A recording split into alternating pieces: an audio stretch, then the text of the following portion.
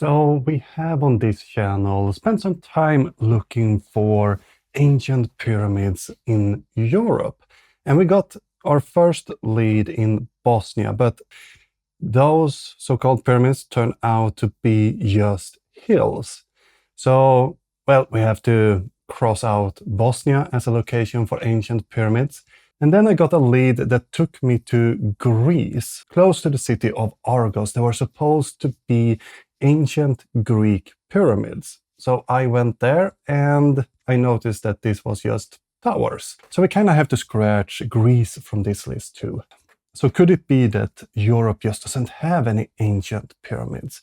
That's a possibility, but I actually got an idea on where we can find some ancient pyramids.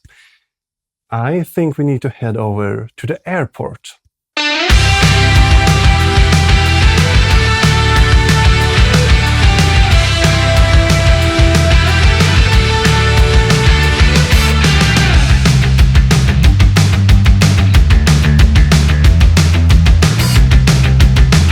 So I have made my way all the way here to Rome, where we find Europe's only ancient pyramid. So behind me you can see the pyramid of Gaius Cestius. As you might suspect, he is quite an important character within the ancient Roman society.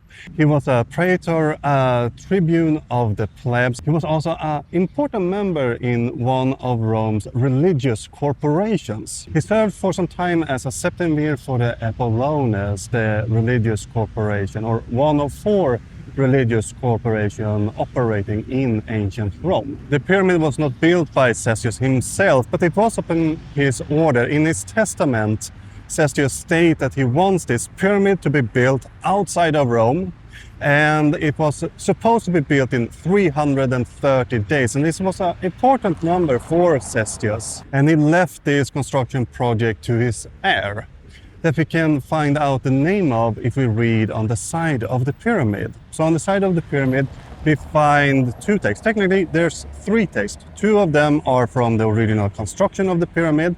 And then we have a third text that was written in the 1600s, when an excavation around the pyramid took place, trying to determine whose pyramid this was really, because the Pope got a bit tired of the speculations of this being Romulus' tomb or any other fantastic figure, and he wanted to get to the bottom of this. And he then inscribed that the excavations took place at the bottom of the pyramid. So if we go and read what's written on the pyramid, we can learn the following. Gaius Cestius, son of Lucius of the Pollia, member of the College of Apollones, praetor, tribune of the plebs, septemvir of the Apollones. The work was completed in accordance with the will in 330 days by the decision of the heir Lucius Pontus Mela, son of Publius of the Claudia, and Pothus, freedman. And the most interesting thing about that text was that a freedman was mentioned on it. And freedman,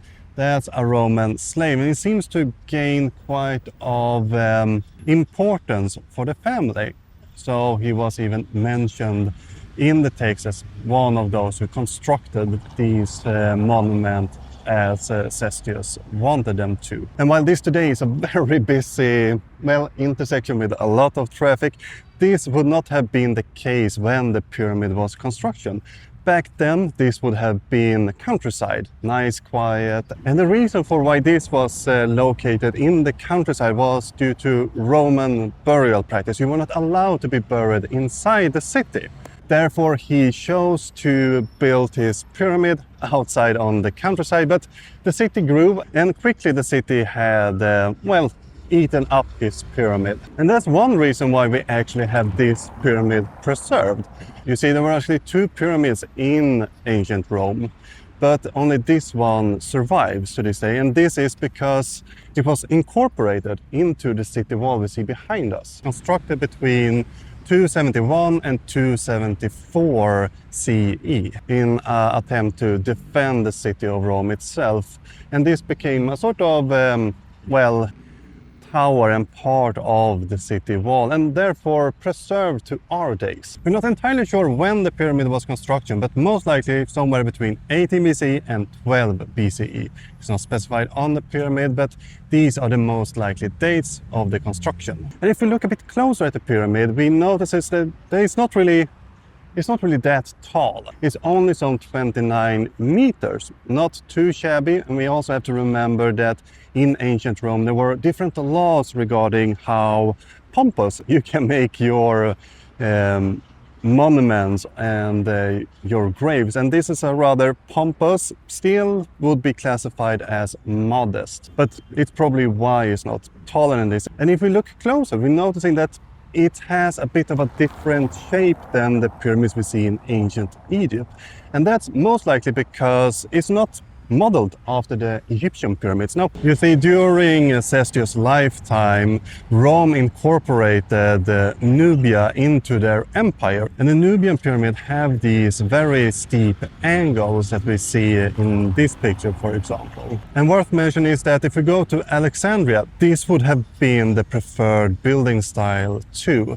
The Greeks living and ruling from Alexandria preferred the Nubian pyramid style over the traditional construction style of the pyramids. And if we look even closer at the stones and construction method used in this pyramid, we're noticing there's more difference between this pyramid and the Egyptian pyramids and even the Nubian pyramids in the construction style. We see a lot of large, smaller stones that's been used. They use a different material, of course, here. But these smaller stones are built in an intricate pattern that we can recognize when we look closer at the pyramid. And I can't show you this today, but you can actually go inside the pyramid. It does require a bit of planning though, and make sure that you actually can count the days. The inside of the pyramids are open the second and fourth Saturday each month. So if you want to go inside, these are the dates you should visit Rome. But if we go inside, we see frescoes and quite modest burial chamber. We don't see the corbelled roof that we can spot in some pyramids in this pyramid, but it can be due to the smaller size of this burial. So that's it. This is Europe's only ancient pyramid that still stands. As you remember, there were two of these, only one is left, but it's only here in Rome we find Europe's only ancient pyramids. Not in Bosnia, not in Greece. It's right here. And I highly recommend coming here if you have the opportunity. If you're in Rome, just go to the subway and you take the B line and you go to the station called Pyramidi. And there you will just go out of the station and basically encounter this the first thing you do when you come out. And that's it for me. And that's it. I hope to see you next time.